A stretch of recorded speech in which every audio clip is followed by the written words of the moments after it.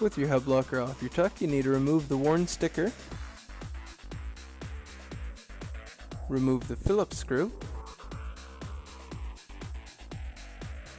pull off the hub locker selector switch dial, flip the hub locker body over, remove the circlip ring,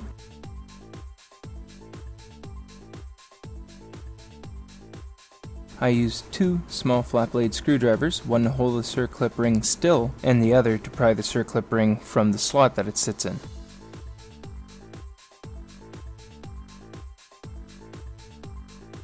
Next, remove the spiral retaining ring. I did this with one small flat blade screwdriver.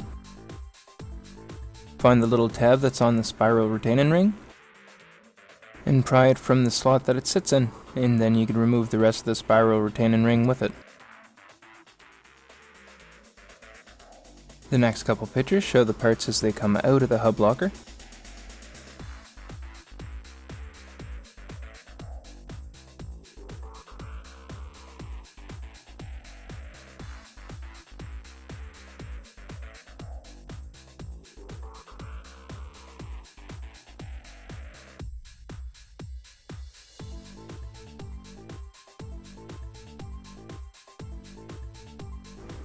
Make sure you check the thickness of the thin washer that goes between the stationary gear and the brass spring retainer.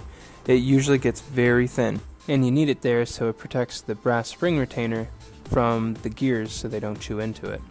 If it's too thin or if it's missing, you'll need to replace it. I used brake cleaner and paper towel to clean off all the metal parts. I made sure I didn't get any brake cleaner on the plastic parts though.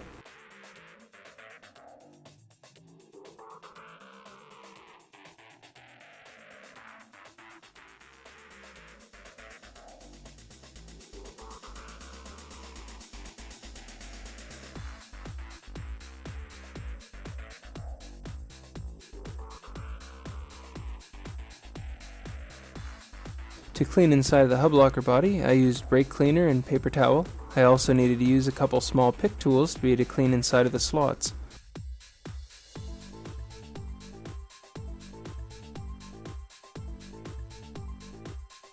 Make sure you only use a thin layer of grease on everything. Too much grease can make your hub lockers not work properly. Now it's time to start installing all the parts into the hub locker body. First step, install the tapered spring, narrow end towards the selector switch hole. Second, install the engagement plate with the rounded side of the pins away from the selector switch hole. Third, put the new selector switch O-ring onto the engagement ramp, and then install the engagement ramp into the engagement plate. Next, install the movable gear. If the gear has a groove on one of the faces, then you want the grooved face to point towards the engagement plate. Then install the straight up and down spring on top of the movable gear. Now we can put together some of the gear parts before we install them in the hub locker. Make sure you're still putting a thin layer of grease on all the parts, and the first piece we do is the thin washer onto the stationary gear. Then the brass spring retainer. Then reinstall the spiral retaining ring. Step 6. Install the stationary gear inside of the straight up and down spring. Press in the stationary gear and parts into the hub locker body and clip in the circlip ring.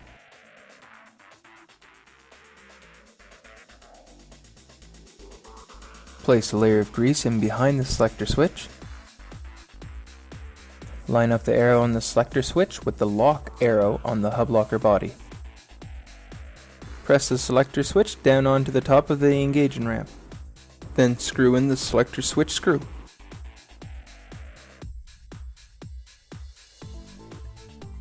Use a glue of your choice to put the selector switch sticker back on. And install the hub to rotor O-ring. Before installing your hub locker, make sure you grease the splines of your axle and the inner splines of your hub locker. If you feel like it, you could also throw some extra grease onto your outer wheel bearing.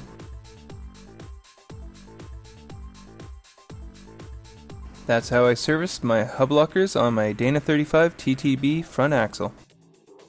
Thanks for watching.